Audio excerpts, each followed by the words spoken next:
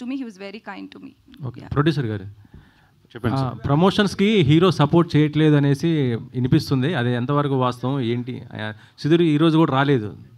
అదే నాకు ఏంటంటే సుధీర్ గారు చాలా రెస్పాన్సిబుల్ పర్సన్ అనే నేను సినిమా బేసిక్లీ ఆయన హీరోలాగా ఒప్పుకున్నది. ఎందుకంటే ఆయన చాలా కింది నుంచి పైకి వచ్చాడు. ఆయనకి ఎప్పుడు పెట్టలేని బడ్జెట్ పెడుతున్నాము కాబట్టి హీల్ డూ జస్టిఫికేషన్ అనుకొని సెలెక్ట్ చేశాము. ఆయన మంచి ఫ్యామిలీ నుంచి కూడా వాళ్ళ పేరెంట్స్ మంచి వాళ్ళు, అప్గ్రేవింగ్ మంచిది. సో నేను I'm believing that he'll come. ఎందుకంటే మేము ఎక్కువ రోజులు వెయిట్ చేయలేదు. చాలా రోజులు ఇప్పుడు సినిమాని ఆపి దాన్ని కరెక్ట్ చేసుకొని ఫినిష్ చేయడానికి మాకు టైం పట్టింది. అందులో మళ్ళీ ఇప్పుడు ఛాంబర్లో ఇష్యూ ఉంది.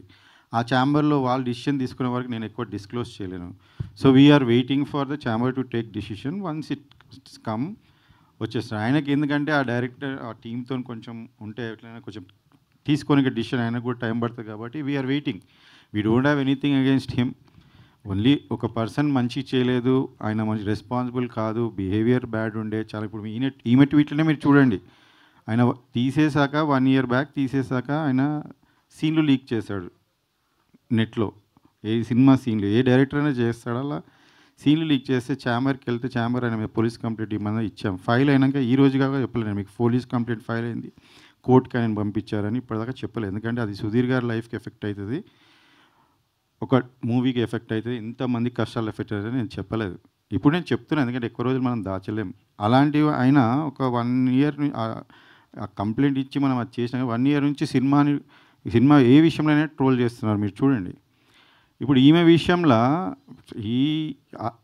ఆ మాట అనడము నేను కూడా అసలు చూసే లోపలే ఆమె రియాక్ట్ అయిపోయింది.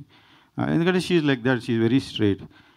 అదే ఆమె కూడా అదే అంటుంది. ఇప్పుడు ప్రాబ్లం అంటే మీరు ఛాంబర్కి వెళ్ళండి, మీరు డైరెక్టర్ అయితే వాళ్ళ అసోసియేషన్లో కంప్లైంట్ చేయండి, అట్లెట్లైనా మీరు ప్రూవ్ చేసుకుందామంటే ఆయన ఎందులో మెంబర్ కాదు. ఆయన ఇంతకుముందు కూడా 2 సార్లు సినిమాల నుంచి బయటికి పంపించేశారని మీకు ఇంకా దిల్రాజు గారు కూడా ఆయన ఆపి వేరే వాళ్ళతో ఫైనాన్స్ చేయించుకున్నాడు ఆ ఫస్ట్ మూవీ. సో ఇవన్నీ కూడా అందరికీ తెలుసు ఇండస్ట్రీలో.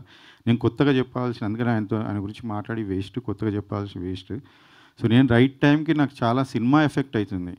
అందులో డబ్బులు పెడతానే ఉన్నాం, సినిమా ముందుకు జరగట్లేదు, డిలే అవుతుంది, చాలా విషయాలు ఉన్నాయి నేను చెప్పాలంటే. అందుకనే ఆపి సుధీర్ గారికి చెప్పి 2 సార్లు చెప్పాను ఆయనకి. ఆయన రిక్వెస్ట్ చేసినప్పుడు మళ్ళీ పెట్టుకున్నాను, మళ్ళీ బడ్జెట్ కూడా ఆయన రిక్వెస్ట్ చేసినందుకు ₹1,00,00,000 ఎక్కువ కూడా పెంచాను లాస్ట్కి. ఇలాంటివి నేను అన్నీ చేశాను.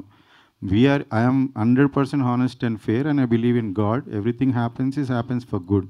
సో ఇప్పుడు కూడా ఇది సినిమా చేసుకొని ఇంతవరకు వచ్చామంటే కూడా ఒక స్టేజ్ నుంచి వీఆర్ రియలీ గ్రేట్ఫుల్. అండ్ ఇది ఒకటే చిన్న లాస్ట్ హడిల్ ఇస్ సుధీర్ గారికి తొందరలో వాళ్ళ గురించి తెలుస్తుంది. ఆ తర్వాత ఆయన వస్తాడు, ఛాంబర్ కూడా ఉంది కాబట్టి వాళ్ళ దగ్గర వాళ్ళ ముంగట డిసిషన్ ఉంది కాబట్టి ఐఎమ్ హోపింగ్. ఇప్పుడు నేను ఆయనని మీ మీడియా ద్వారా కూడా నేను ఆయన ఇప్పుడు కోరుకుంటున్నాను, ఇది మీ మూవీ, మీరు యాక్ట్ చేశారు, నాకు మీ మీద ఏమీ లేదు, మీరు కూడా ఛాంబర్లో చెప్పారు శేఖర్ గారితో ఏం లేదని, ప్లీజ్ రండి.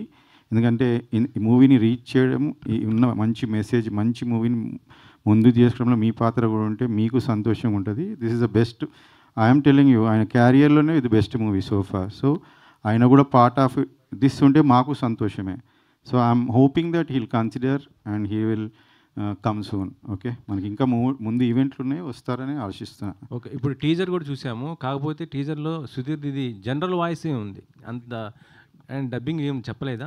జనరల్ వాయిస్ మాకు సినిమా మొత్తం మూవీ కొంచెం అడ్వాన్స్ టెక్నాలజీ వాడామండి. అంటే నా ఫ్రెండ్ ఇందులో మీరు ఆ టర్మే కొత్తది అనుకుంటా, సౌండ్ డిజైనర్ అయితే జర్మనీ నుంచి చూసి ఈ మూవీ స్టార్ట్ చేసే ముందు వచ్చి జర్మనీ నుంచి ఒక హాట్స్టార్లో ఒక సిరీస్ చేశాడు. తర్వాత వచ్చి నేను ఇట్లా చేశాను, నీకు డబ్బింగ్ ఇవన్నీ ఖర్చులు తగ్గుతాయి అంటే నాకు తెలియదు అప్పుడు, ఎందుకంటే మనం జనరల్గా బయట చేయిస్తాం. తర్వాత అట్లానే ఆయన ఇప్పుడే కాదు, మేము స్టార్టింగ్ సాంగ్స్కి ముందే మేము చూసుకుంటున్నప్పుడు సినిమా కూడా అంతా ఆయన క్లీన్ చేసి ఆయన కొత్త టెక్నాలజీ వాడి ఆయన పర్సన్స్ని పెట్టి చేంజ్ చేయాలి. సో జనరల్లీ మనకి అంత అవసరం ఉండదు డబ్బింగ్, కొంచెం న్యాచురల్గా ఉన్న చాట్ల న్యాచురల్గా పెట్టాము.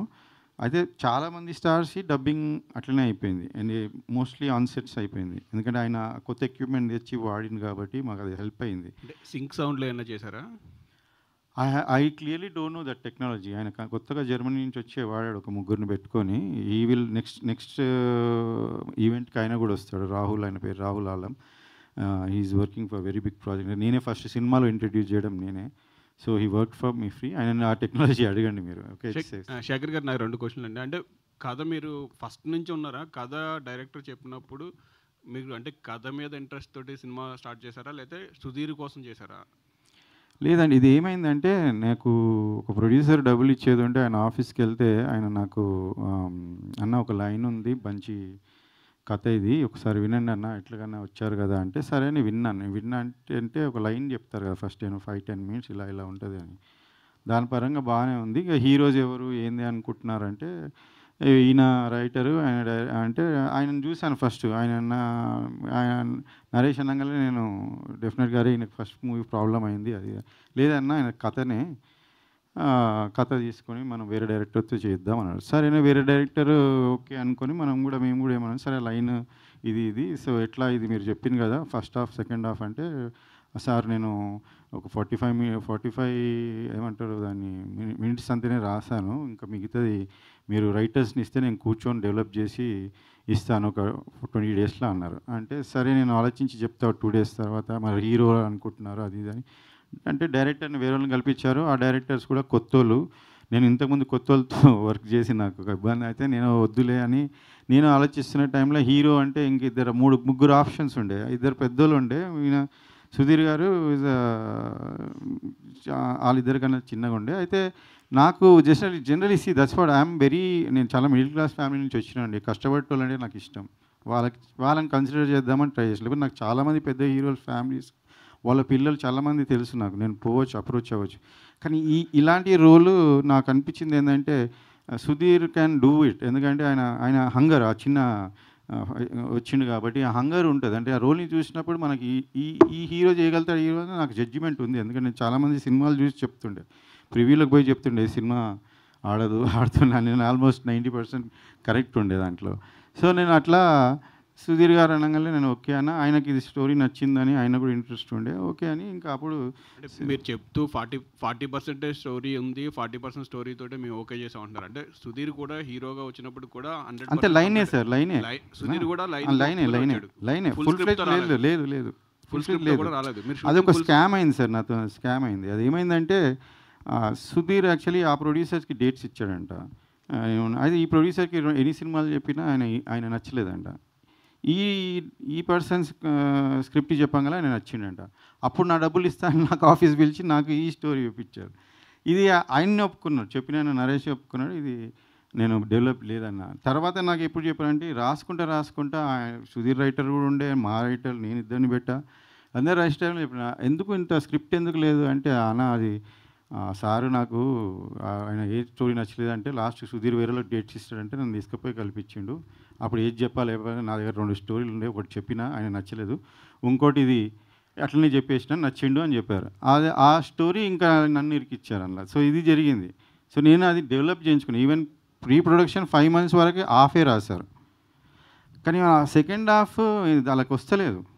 సో క్యారెక్టర్స్ ఆర్క్ అవన్నీ మనకు చాలా ఇంపార్టెంట్ కదా, అవి వస్తే లేకుండా ఇక డిలే అవుతుంది, సుధీర్ గారికి లేట్ అవుతుంది, 6 months వెయిట్ చేస్తున్నారు. డైరెక్టర్ ఏమైనా కండిషన్ అంటే నేను సినిమా ఫినిష్ చేయక చేయొద్దు అని ఏ సినిమాలు ఆయననేమో నాకు ఏం చేయట్లేదు సార్ అంటే ఇంకా మేము సరే ఫస్ట్ హాఫ్ అయినా కానీ స్టార్ట్ చేసేద్దామని స్టార్ట్ చేసాం. అది అయిపోయినాక నేను లాక్ అయిపోయినా బేసికలీ. సో నాకు తర్వాత బడ్జెట్లు ఎక్కువైపోయి ఆయన అన్ప్రొఫెషనలిజం చాలా కష్టమైంది. సో ఇప్పుడు మీరు కంప్లీట్ చేస్తున్నారా, వేరే డైరెక్టర్ని పెట్టుకున్నారా? అంటే ఎంతవరకు కంప్లీట్ అయింది ఇప్పుడు 100% ఫినిష్ అయింది. ప్యాచ్ వర్క్స్ ఉంటాయి ఓకే. అండ్ నాకు చాలా మంచి టీం దొరికిండు వాళ్ళు. I think first time director పేరు కూడా లేకుండా పోస్టర్ రిలీజ్ చేశారు కదా, అంటే డైరెక్టర్ పేరు అదే సార్. నేను ఇప్పుడు డైరెక్టర్ అనేది ఇంపార్టెంట్ కాదు సినిమాకి. నాకు అనిపించింది ఏంటంటే ఆయననే లేడు, ఆ స్థాయి ఇచ్చినప్పుడు ఆ స్థాయి పర్సన్ ఎలా బిహేవ్ చేయాలి. ఇప్పుడు we marry person, you can't doubt your own wife or husband when you enter relationship. అందరినీ డౌట్ పెడతామంటే సరే వీడు అందరికి అయ్యే వరకు సినిమాలో మేము డీప్లోకి వెళ్ళిపోయాం. తర్వాత తిరిగి వచ్చి చూస్తే ఇక్కడ మిస్టేక్ ఇక్కడే ఉంది. సో అది జరుగుతుంది సార్ చాలామందికి, సినిమాలు ఆగిపోతాయి బేసికలీ. నేను ఆగకుండా చేశాను, నేను ఏది చేశానో అది హానెస్ట్గా సినిమాని బయటపడేశాను. ఇంత వీళ్ళందరి లైఫ్ 100 members అట్లీస్ట్ అందులో కొంత వాళ్ళు ఉన్నారు, పాత వాళ్ళు ఉన్నారు, బట్ కొత్త వాళ్ళు basically they deserve to be movie to come up. And ఇలానే సినిమాలు ఆగుతూ ఉంటే మనము ఎవరో ఒకరు ధైర్యం చేయకుండా కాదు. నాకెందుకు అవుతుంది నేను అనుకున్నాను, but okay maybe I'm the first one and new one. So ఆమెకు కూడా చాలామంది ఫోన్లు చేశారు ఇండస్ట్రీ నుంచి, అట్లా నువ్వు ప్రొడ్యూసర్కి సపోర్ట్ చేస్తావని. ఆమె actually she stood by me. So నా రెస్పాన్సిబిలిటీ ఇంత పెరిగింది. చాలామంది కొత్త టీంలో వాళ్ళు నాతో ట్రావెల్ చేస్తున్నారు సెకండ్ మూవీ, వేరే మూవీ కోసం. నా బాధ చూడలేక వాళ్ళు నా ముందుకొచ్చి హెల్ప్ చేశారు. నేను స్టోరీని ఆపిన తర్వాత 9 months కూర్చొని మళ్ళీ ఆ సెకండ్ హాఫ్ వాళ్ళు ఫినిష్ చేయండి, వాళ్ళు రాయింది సరిగా రాయింది, నేను కరెక్ట్ చేసుకొని మీరు బిలీవ్ మీ, ఫస్ట్ దానికి everybody who heard it, who saw it, they all said అసలు సినిమా ఆపినందుకు నువ్వు లక్కీ అండ్ నువ్వు చేసినందుకు చాలా మంచిగా వచ్చింది. So I'm also confident about the output now. Hi Divyavardhan. అచ్చా, యూ ఫీలింగ్